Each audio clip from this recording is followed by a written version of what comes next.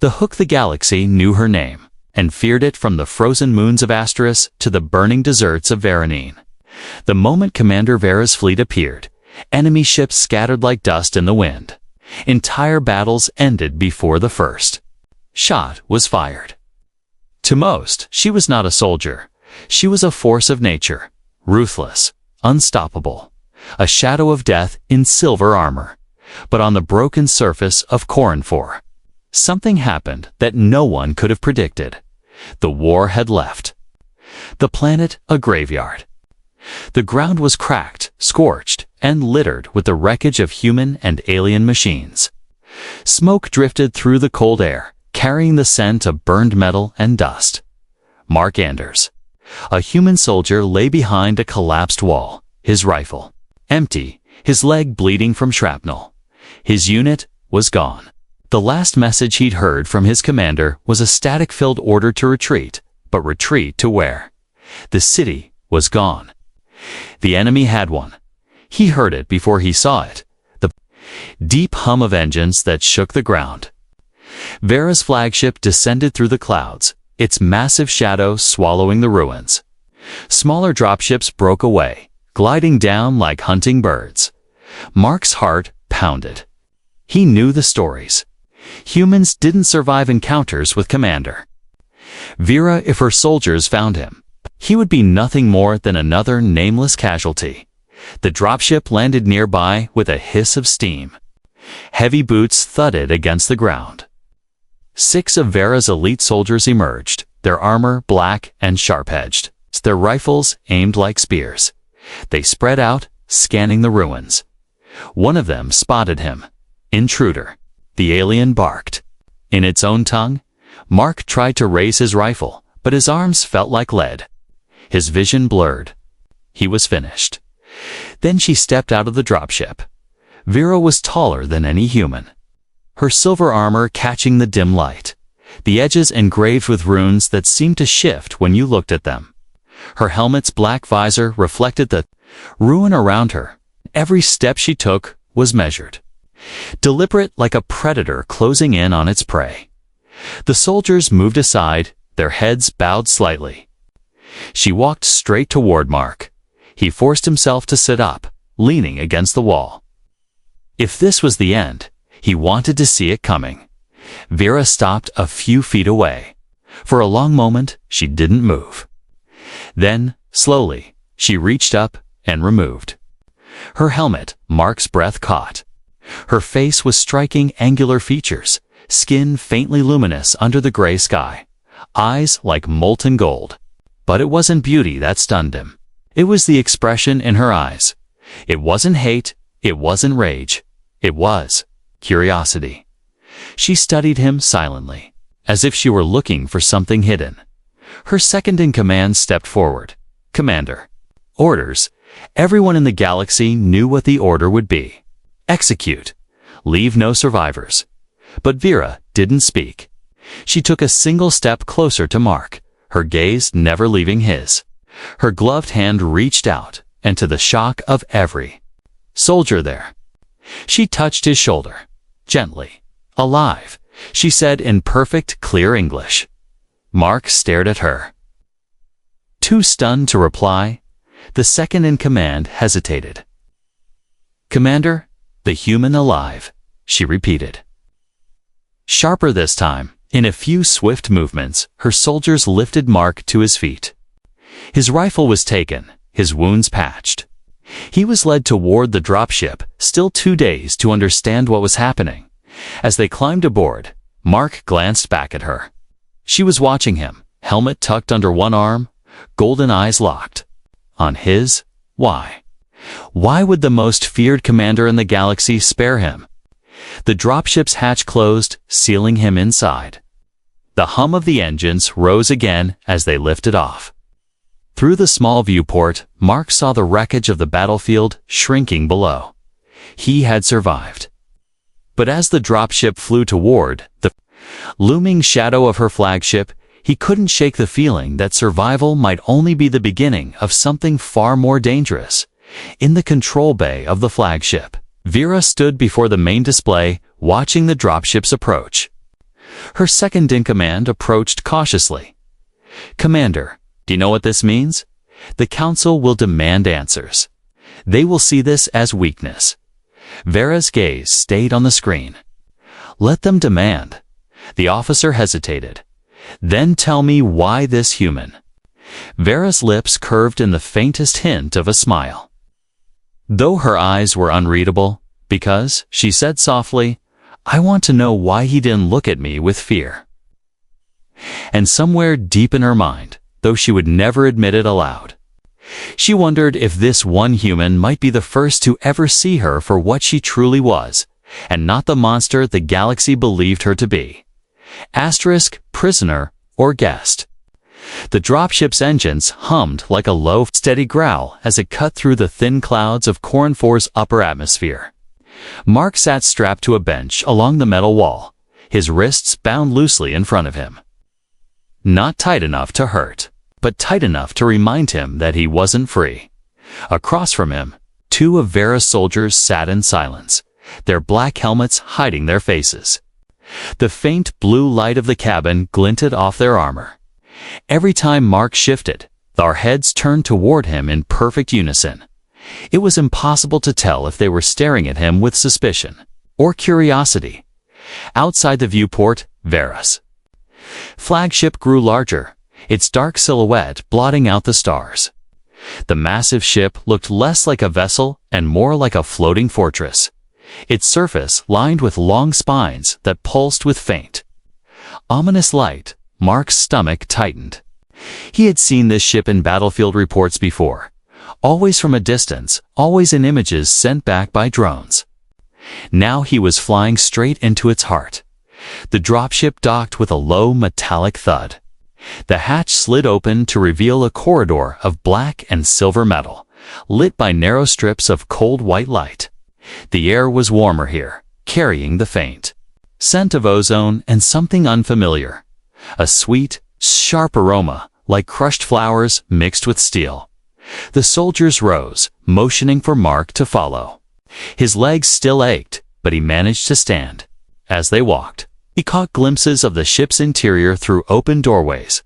Vast training halls where alien warriors practiced with glowing weapons. Rooms filled with holographic displays of shifting star maps and long, echoing corridors lined with banners bearing Vera's insignia. They led him to a chamber that was far from what he expected. It wasn't a cell. It was a room.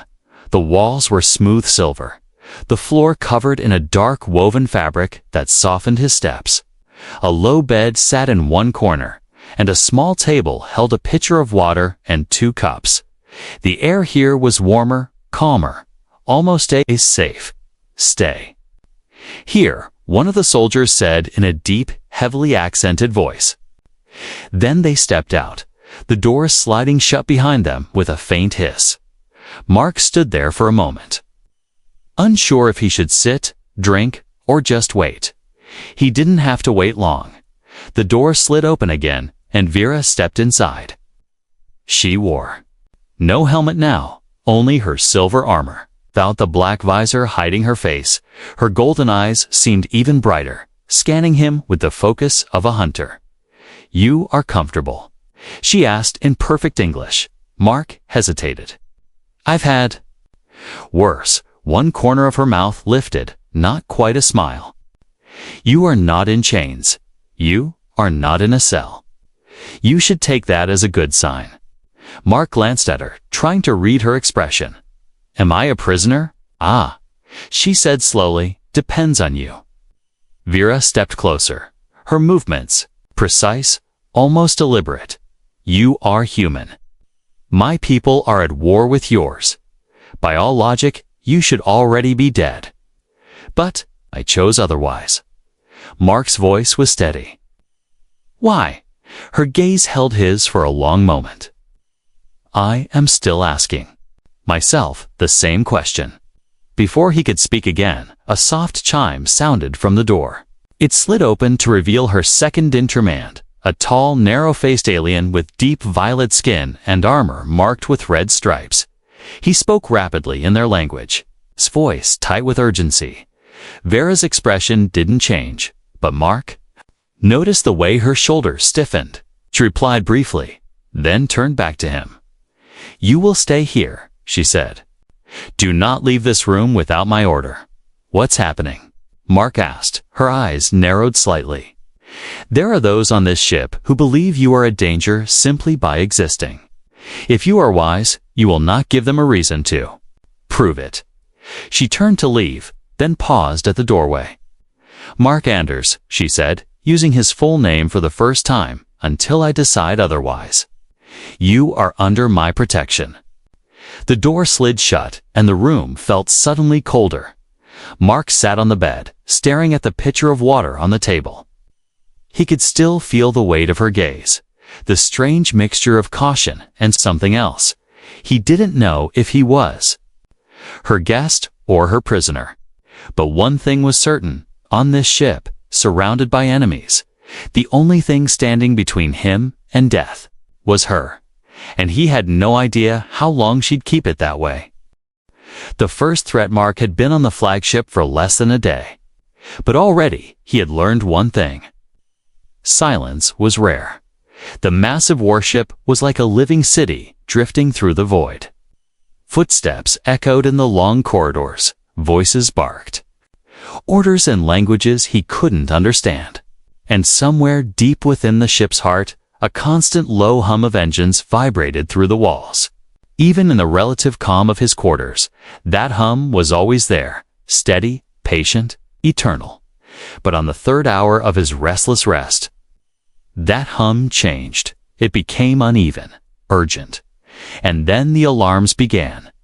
They didn't start loud at first. It was a slow, deep chime, one that seemed to roll through the air like a warning from the bones of the ship itself. But within seconds, it shifted, becoming sharper, faster, urgent enough to quicken his pulse without him even understanding. Why? The walls began to glow red in rhythmic flashes. Mark sat upright on the bed. "Okay," he muttered to himself. "That's never good." The door hissed open, and two alien soldiers stepped inside. Their black armor now marked with pulsing red lights on the chest plates. One gestured sharply with a weapon, a sleek, curved rifle-like design that seemed grown rather than built. "Move." One said in accented English. Mark hesitated for a moment, then rose to his feet. "Where are we going?" The soldier didn't answer, only motioned him into the corridor. The hallway was chaos, but not the panicked kind. It was the kind of chaos you'd see in a hive of predators when prey wandered too close. Soldiers. Moved with purpose, some carrying weapons, others in heavier armor that hissed faintly with each step. The air was thicker here, charged with something he could feel more than smell. They passed through a large viewport, and Mark's eyes caught movement outside. At first, he thought it was debris drifting in space. Then, the shapes moved together. Dozens of sleek silver-white ships breaking from the black of the void like sharks emerging from deep water. Mark slowed his steps. "Those aren't yours, are they?" The soldiers didn't answer. A voice cut through the air, sharp, commanding. "Bring him here." It was Vera. She stood on the command deck. A wall of holographic displays casting shifting blue and red light across her silver armor. Her helmet rested under one arm, her golden eyes locked on the battle map in front of her. When she turned to Mark, it wasn't with surprise. It was with the same calm precision she had shown on Corin 4. "You're seeing them for the first time," she said, motioning to the approaching fleet on the display. "They are not human. They are not my people, and they are not here for peace." One of her officers shouted in their own tongue. The holographic map shifted, highlighting several enemy ships breaking formation and moving directly toward the flagship. "They're targeting our engines." Vera said another blast rocked the deck, sending a tremor up through the floor. Mark steadied himself against a railing. "This ship's supposed to be untouchable, right?" Vera's eyes narrowed. "Everything is touchable if you know where to strike." She began giving rapid orders, her voice cutting through the air like Steel. The crew responded instantly. Weapons charged, shields redirected, fighter wings launched. Outside the viewport, the blackness of space lit up with streams of energy fire. Then the alarms changed tone again, a faster, sharper pattern. Vera's head snapped toward one of the officers. "Boarders," he said. Mark felt the shift immediately. The crew's movements became tighter. Weapons swapped for close combat blades that pulsed faintly with inner light. The air in the room seemed to tighten as Vera turned to him. "Stay behind me. Do not run. Do not speak unless you must." Before he could answer, the far doors blew inward in a shower of sparks. They came through in silence, tall, armored figures and plates that seemed to flow with their movements, weapons shaped like curved talons. Their armor glowed faintly from within, like something alive. The first one moved so fast that Mark barely saw it until it was almost on top of them. Vera met it in a flash of silver and blue, her blade sparking against its strange weapon. The force of the clash sent a ringing shockwave through the deck.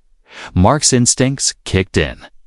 He spotted another boarder moving along the flank, aiming for Vera's blind side. Without thinking, he grabbed a fallen soldier's weapon, heavier than it looked, and fired. The alien staggered back, glowing armor cracked from the blast. That was enough to draw attention. Two of them turned toward him. "Mark." Vera barked. He dove aside as the nearest attacker swung its weapon, the blade cutting deep into the metal where his head had been. He fired again, the shot burning into the alien side. Vera cut down another in a blur of movement, her voice calm even in the chaos. "Good. Now keep doing that." The fight lasted minutes, but felt like hours. The boarders were skilled, fast, coordinated, ruthless. But Vera was faster. Mark covered her back, taking shots when he could, blocking blows when he couldn't. Finally, as if some silent order had been given, the boarders began to retreat, vanishing back through the ruined doorway as quickly as they had come. The silence that followed was heavy. The alarms dulled, though the red lights remained. Vera turned to him, her blade still glowing faintly. "You saved me." Mark shook his head, catching his breath. "We saved each other." Her golden eyes held his for a moment longer than necessary. Then she gave the smallest nod. "Then perhaps," she said quietly, "you are worth keeping alive after all." The past revealed the aftermath of the boarding was quiet, but not peaceful. The flagship's corridors smelled faintly of scorched metal and burnt ozone. Engineers moved quickly through the hallways, repairing melted panels and ceiling breaches in the inner hull.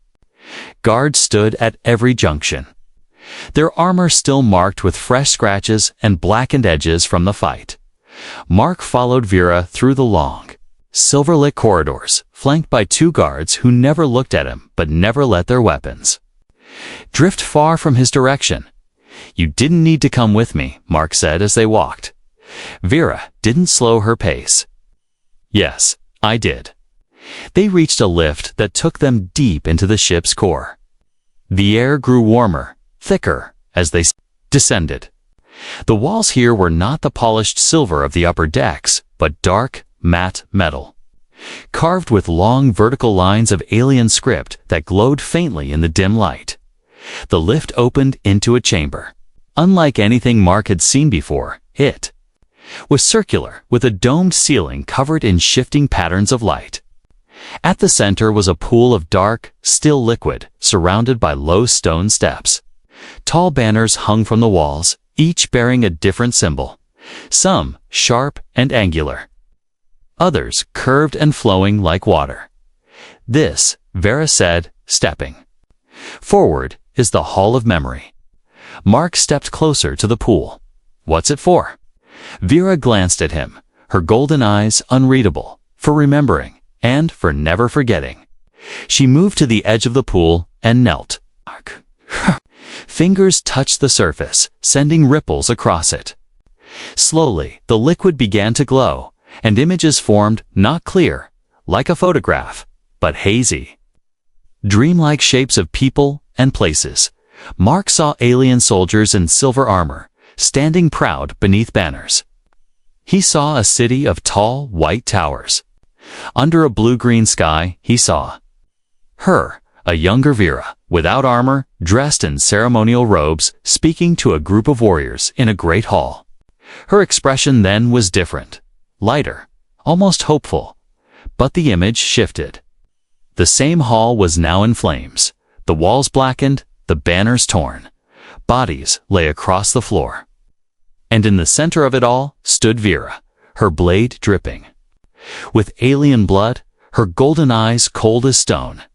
Mark swallowed. What happened? Her voice was quiet, but sharp, as if she were holding the words back. I trusted someone I should not have. I spared them. Believed they could be better. They used that trust to betray my clan.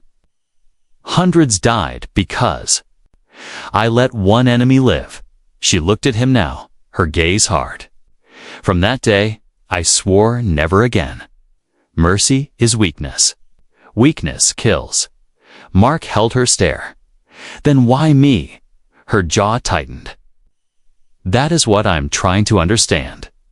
The liquid shifted again, showing more images, battles in space, fleets burning.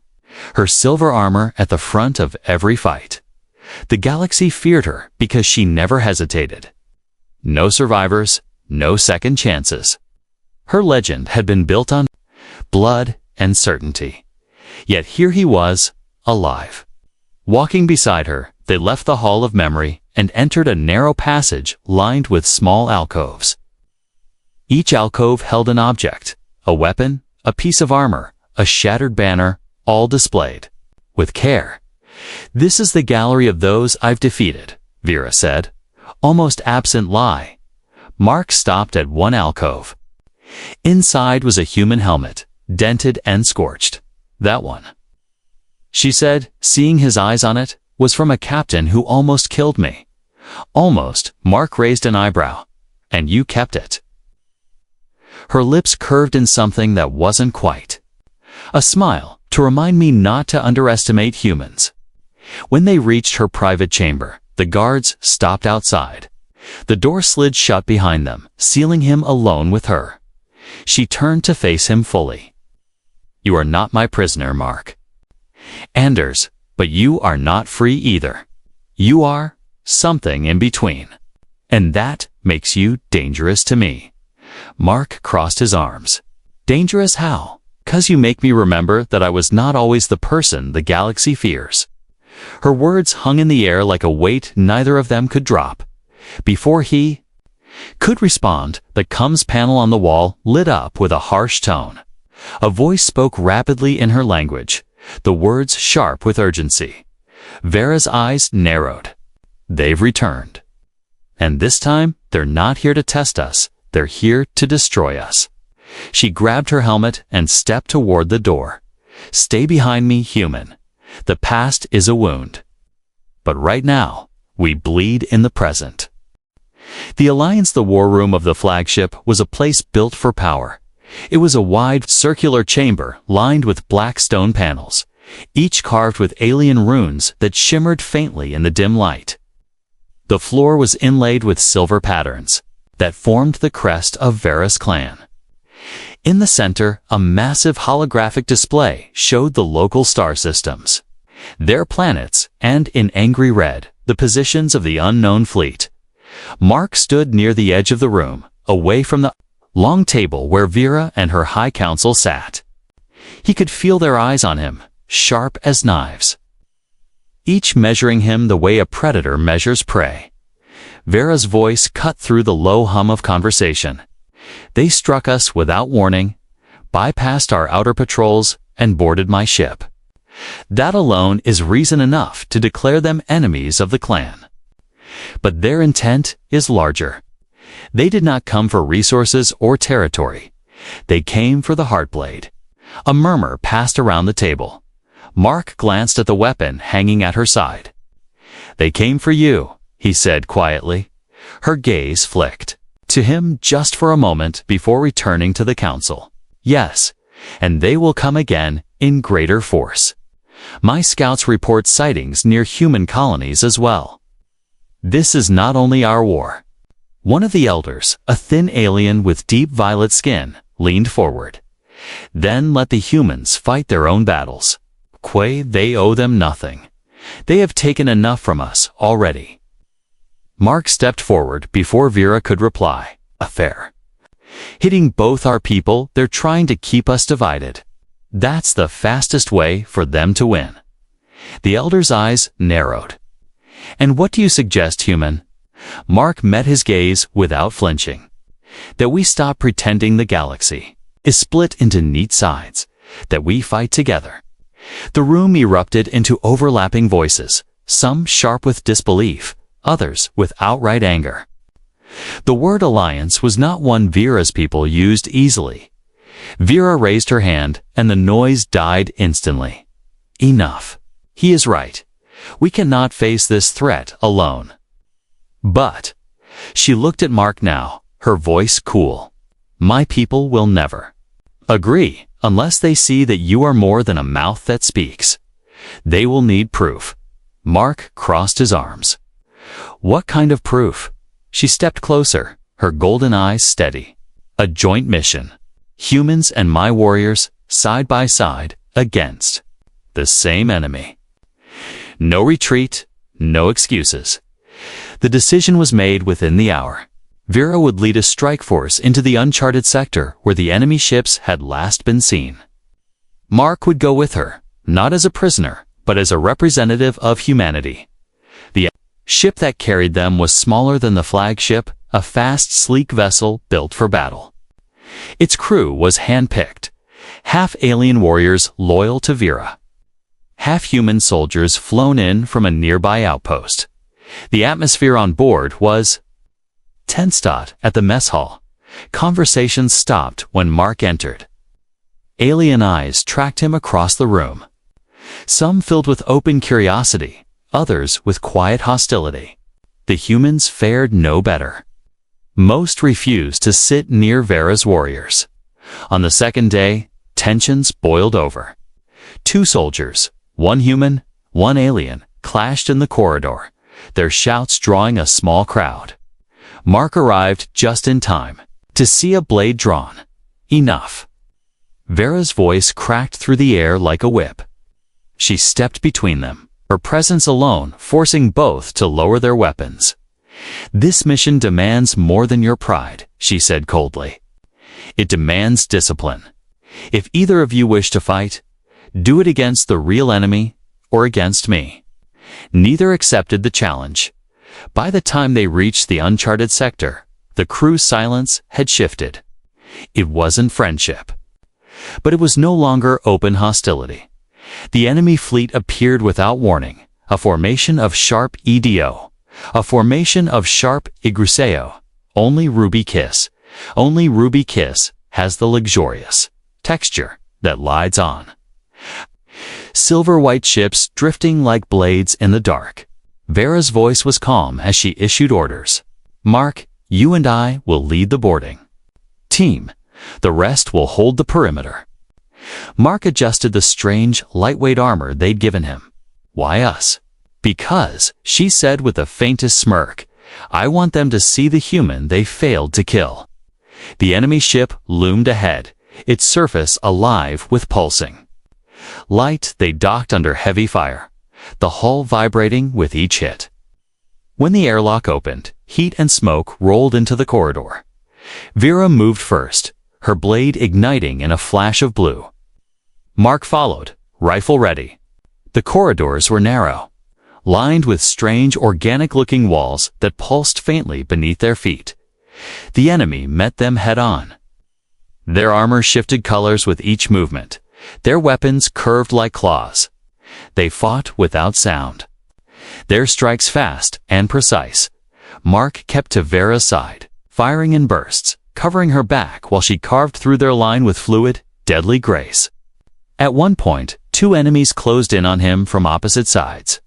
Vera turned, catching one's weapon on her blade while kicking the other squarely in the chest, sending them crashing into the wall by the time they reached the ship's core.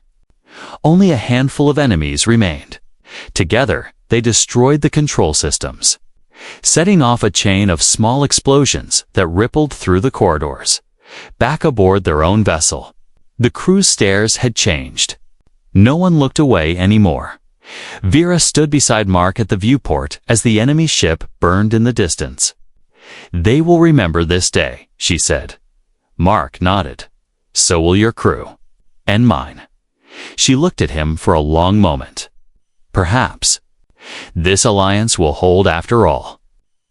But even as she spoke, an alert flashed on the tactical screen. Another enemy fleet had just entered the sector, bigger, faster, and coming straight for them. The war within the tactical display bathed the war room in a cold, shifting light. Dozens of red markers, enemy ships were closing in fast. Mark stood beside Vera, staring at the impossible numbers. "That's more than double what we just fought." 3 times, she corrected without looking away from the display. Her golden eyes followed the moving symbols like a predator watching prey. "And they are moving like one mind. This is not a raid. This is an extermination." The crew moved with sharp, efficient precision. Orders snapped from one officer to the next. Weapons crews scrambled to position. Shield operators adjusted power flows to cover weak points. The hum of the ship deepened into a low, steady growl. Mark could feel the tension like static in the air. This wasn't the tension of fear. It was the tension before a storm. The enemy appeared on the main viewport. Sleek, silver-white warships gliding through the void in perfect formation. Each ship's hull pulsed faintly as though alive, with weapons that glimmered like ice under a pale sun. "They're beautiful," Mark admitted under his breath. Vera glanced at him briefly. "So are certain predators before they eat you." The first impact, the enemy opened fire without hesitation. Blades of white energy sliced through the dark, striking the Alliance fleet.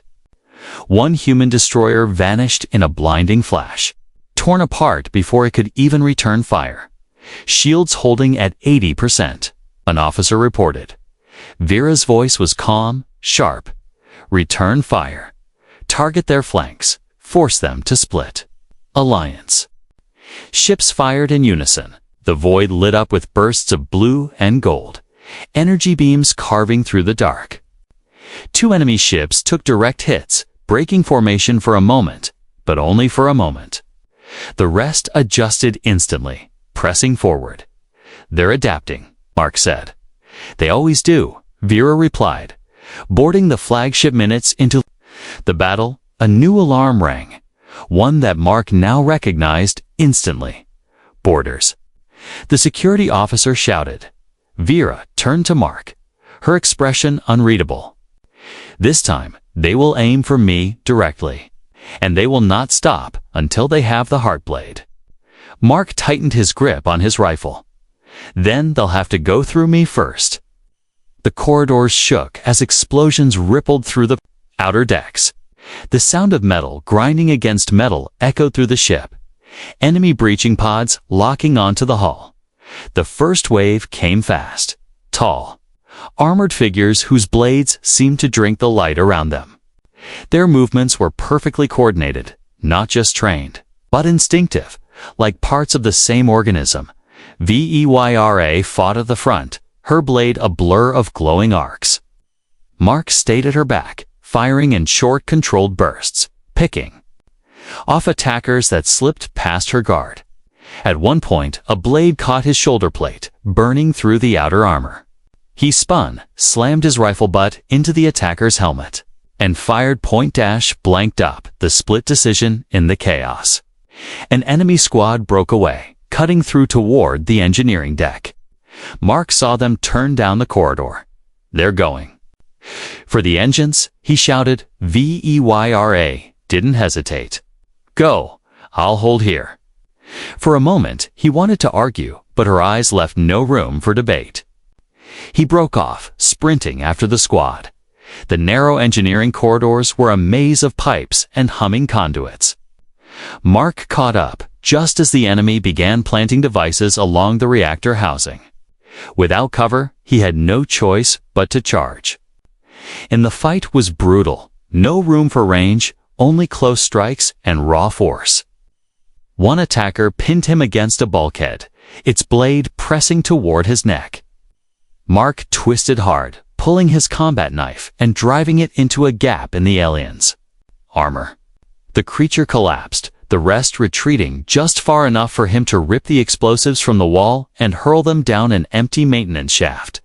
The turning its point. By the time Mark returned to the main corridor, Vera was still standing.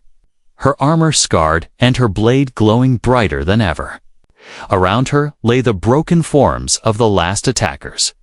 "You're late," she said, without looking at him. "I saved your engines," he replied. Panting, her golden eyes met his for a moment. And though her face didn't change, there was a flicker of something else.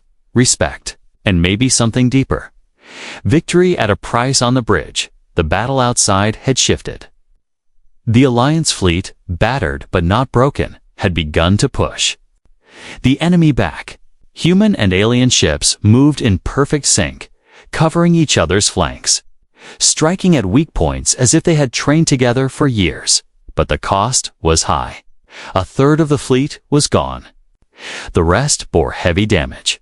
When the last enemy ship broke off and vanished into the void, the bridge was silent, not with celebration, but with exhaustion.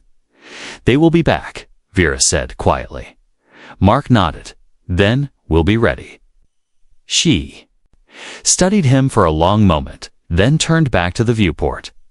"Perhaps," she said softly, "you are not my weakness after all."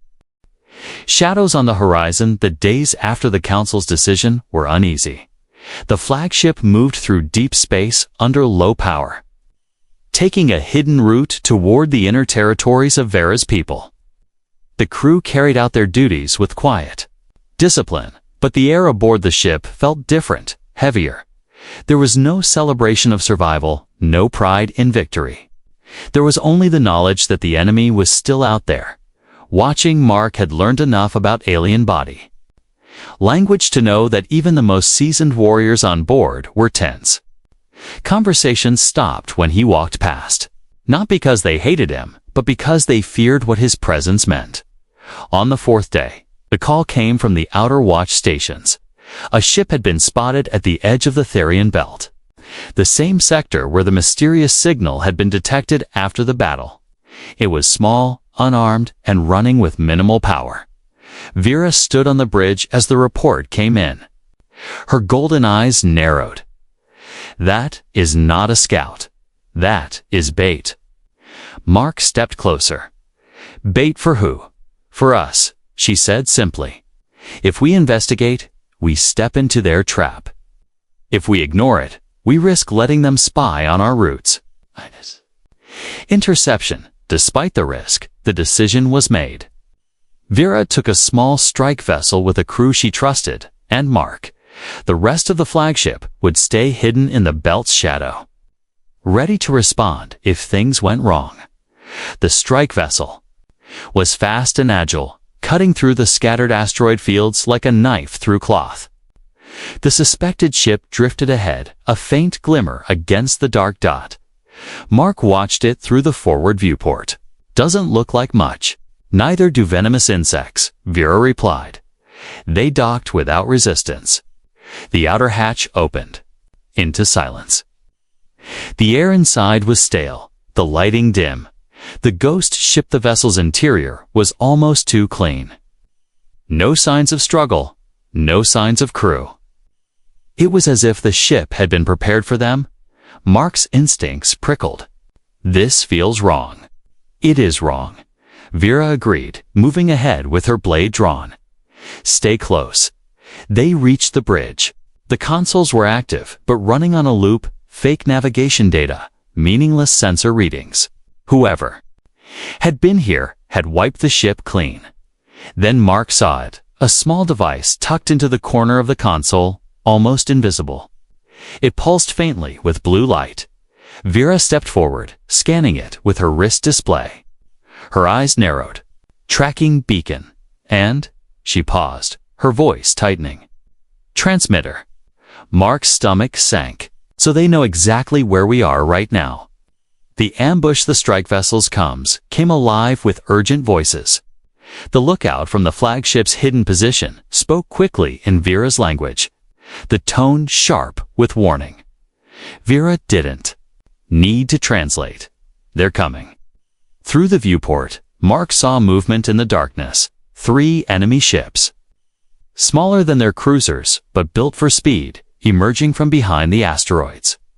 Their hulls shimmered, almost bending. The light around them, they must have been hiding in the belt the whole time, Mark said. Vera's eyes locked on the ships. Then they've made a mistake. The strike vessel detached from the ghost ship, engines flaring bright as Vera swung them into the asteroid field. The enemy followed instantly, weaving between massive spinning rocks with impossible precision. Mark manned the rear guns, tracking the closest pursuer.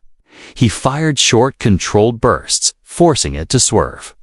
An asteroid's edge tore into its hull, sending it spinning off course, but the other 2 were closing in. Brace, Vera said calmly. She swung the ship hard around a massive asteroid, skimming so close that Mark thought the hull would scrape. One of the enemy ships followed too tightly and caught a direct hit from a smaller rock, its hull tearing open in a flash of white light. That left one, the final pursuer, was faster than the rest. Matching their every move, it began firing. Bursts of white energy that tore chunks from the asteroid edges, trying to clear a path. Vera angled the strike vessel upward, using the shadow of a massive rotating boulder. At the exact moment the enemy ship passed underneath, she dropped them. Straight down, Mark's guns lit up, tearing into the top of the enemy's hull until it erupted in flames. Silence returned to the belt. The message they returned to the flagship without further incident. But the ghost ship remained in Mark's mind. It had been too easy, too perfectly placed. On the bridge, Vera ordered the beacon destroyed, but not before downloading its data. The crew worked in silence until the information appeared on the main display. It wasn't just coordinates. It was a list, dozens of systems. Some human, some alien, some belonging to other neutral species. Mark read the translation that scrolled across the display. Targets. Vera's jaw tightened. They're not hunting for one of us. They're hunting for all of us. The horizon darkens that night. The ship's lights were dimmed to minimal levels as they drifted in the belt's shadow. From the viewport in Vera's private chamber, Mark could see the faint glimmer of the enemy fleet gathering far out in the dark. They're not attacking, he said. No.